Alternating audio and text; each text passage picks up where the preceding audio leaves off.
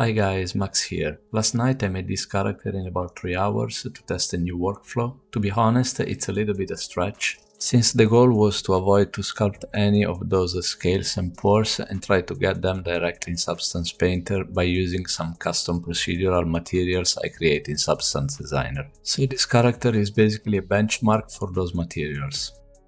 As always, I started with some spheres to block out the model very quickly and define the main shapes.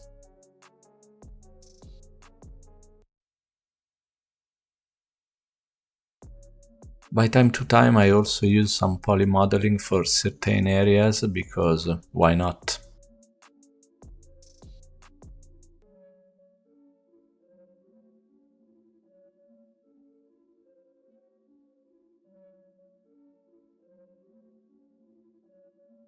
For the tail I started with a curve like this one, after that I poly modeled the profile since it's faster than using Bezier curves.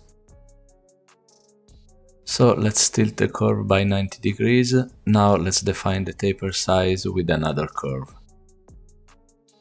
As you can see, having the various parts still separated makes my life easier in case I have to change the overall proportions. Now let's combine everything and voxelize it so I can start to refine the block out.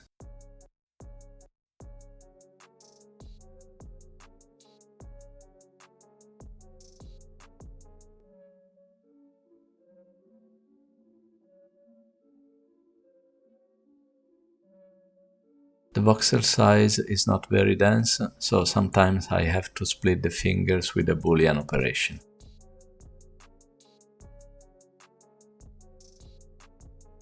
Now let's use a quad remesher add-on to automatically get a clean geometry. Not ideal for production, but very good for concepting. Now let's go ahead with the multi-resolution sculpt. Again, I will focus only on the main wrinkles.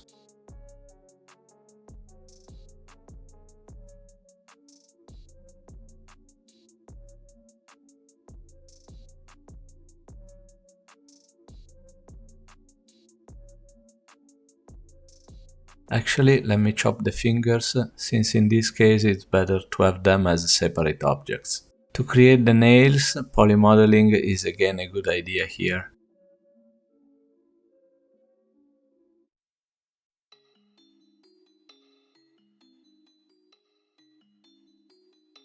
Let's use the same model for hands and feet, so later on I can copy and paste the UVs between those objects.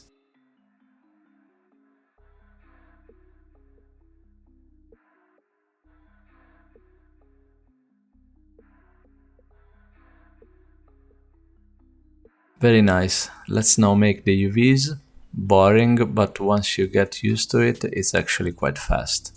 I highly recommend to use text tools or UseMar add-on to speed up the process.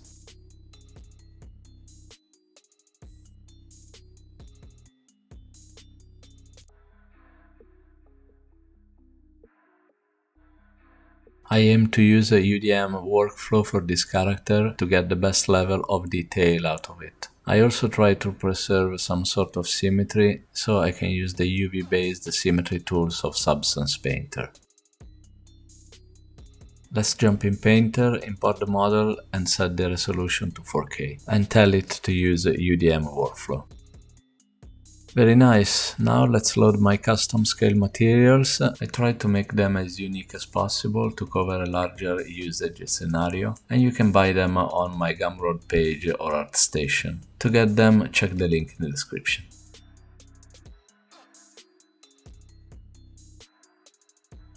Nice. Let's now check how the preview looks. So let's start to randomly play with them.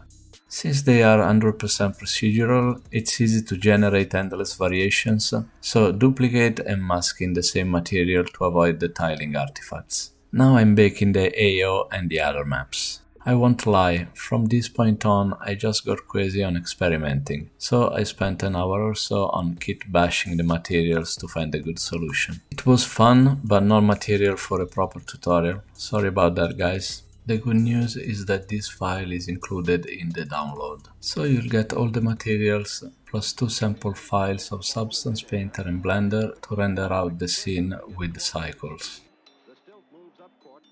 up a give-and-go play that nets his high school teammates another two-pointer. Just a pass from a teammate anywhere near the basket, and Wilt does the rest.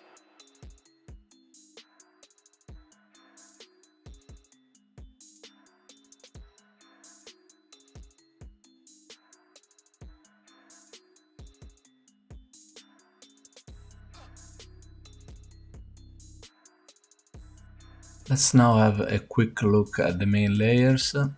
So export all the maps, be sure to have the height map as 32-bit EXR format. Now I'll put some bones to pose the model. Nothing too accurate, Blender is going to solve the bind pretty nicely. Let me put it in a cute pose like this one. Now let's set out the material. For the normal map I have to invert the Y direction, so invert the green channel with the RGB curves node. Let's not forget to plug the height map in order to generate a nice displacement. That's all folks. To check the files and get the brushes, please check the link in the description. Bye.